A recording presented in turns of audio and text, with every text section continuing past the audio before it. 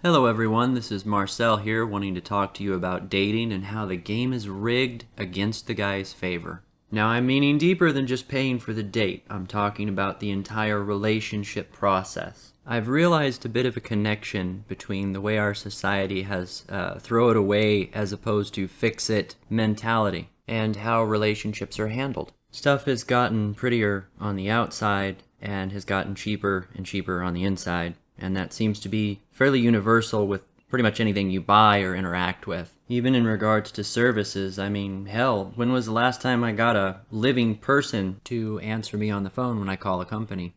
Everything's gotten cheap. Had to replace my computer the other day and I bought 3 of them, trying to get one that would do what I wanted it to do. They were all either broken or programmed not to be upgraded, so none of them worked for what I was trying to do. That's just what companies want, though. It's called planned obsolescence. I have found that relationships nowadays are approached in the same mindset, that rather than actually trying to fix something that's a problem or communicate, find a solution, it's easier to call the relationship damaged and walk away from it. And I suppose that can be said for both sexes, but there's a distinctive difference in the way the whole dating process is handled. There's this concept that a man has to prove himself, has to earn the woman's respect, he has to earn her appreciation, he has to provide so much and essentially win her over, whereas she's not really required to do the same.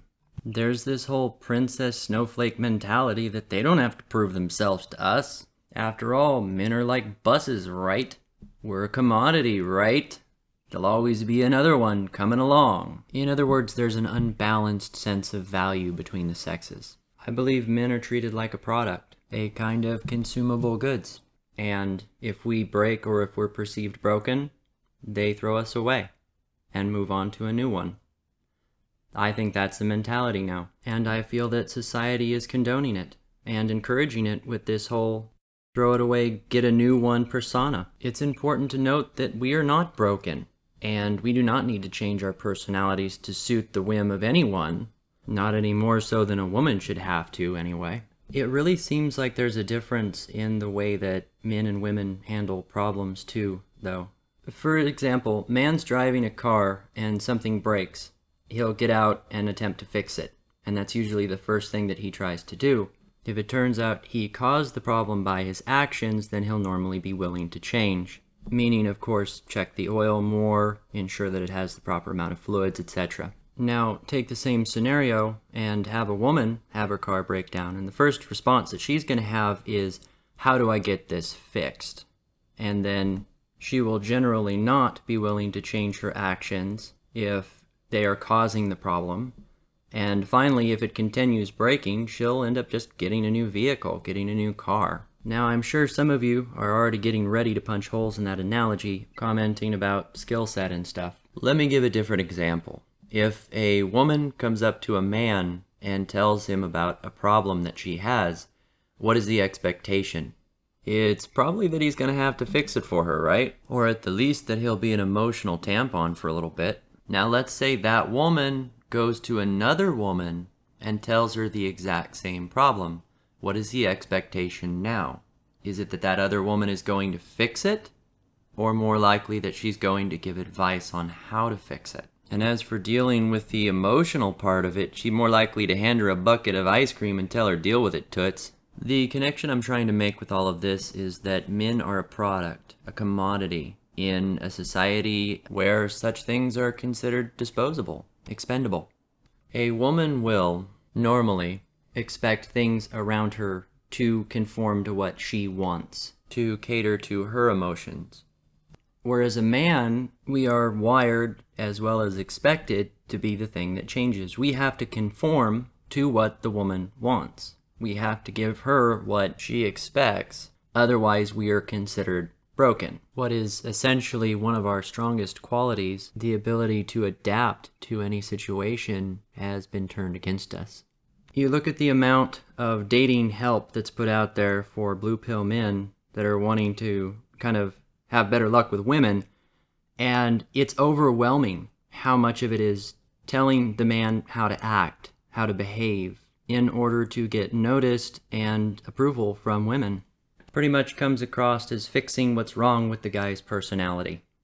Take the same search and look at women and their dating advice that's out there, and you'll see that the majority of it is how to present yourself differently, how to change your makeup, how to change your attire, when to make the first move and don't seem too forward. But very little of it is actually changing the personality, and it certainly would not come across as the woman's personality being wrong. So let's tie it all together. How does this mean that the game is rigged? Most people, especially women, respect a sense of authority, a sense of power in the man that they're with. Being a pushover or allowing somebody to manipulate and control you is not considered a quality trait. So when these women go to their men and they start trying to change them in romantic ways, or expect them to do all of this stuff to be a commodity for them, one of two things happens. Either the man refuses, says no, or resists, causes friction in the relationship, and the man is considered broken because he's not willing to change, and she leaves him. Or the man says yes and allows the woman to change who he is or how he behaves in the relationship. That's where he opens himself up for manipulation. Eventually that pattern takes hold. He starts doing all this stuff for her. She starts changing more and more about him until he's no longer the same person that he was before. Then it's possible for him to be deemed broken for either not being the same person or being the kind of person that will allow someone to manipulate and use him. And regardless of whether or not he has done exactly what the woman has asked him to do, she is still going to resent him for it. Meanwhile, it's extremely common for a woman to not know what she wants to even tell a man to give it to her anyway. Men are forced to walk an almost impossible tightrope between giving women what they want and telling them no. And having them change what they want is like someone shaking that rope from a safe balcony. If he falls, he's going to be told that it was his fault or his mistake, regardless of whether or not it actually was. The hardest part of it all is that tightrope never really ends. It lasts as long as the relationship does. That's why so many men have gone MGTOW. They're tired of playing games that can never be won. Anyway, I want to hear your thoughts on this. Am I onto something? Or have you had any experiences similar to this in the past? Tell me if you think I'm wrong. Give me your comments below, and if you want to hear more, like and subscribe. So a man and his wife are happily married for nearly 17 years, and they attribute their relationship success to repetition. They have mind-blowing sex every night in exactly the same way, and they never change it. The guy's always on top, they're always under the covers, and the lights are completely off. One night she decides to be spontaneous, throws off the covers, hits on the light before he can react, and he's leaning over the top of her holding a pickle. She is just appalled. How could you do that to me all these years? I feel so betrayed.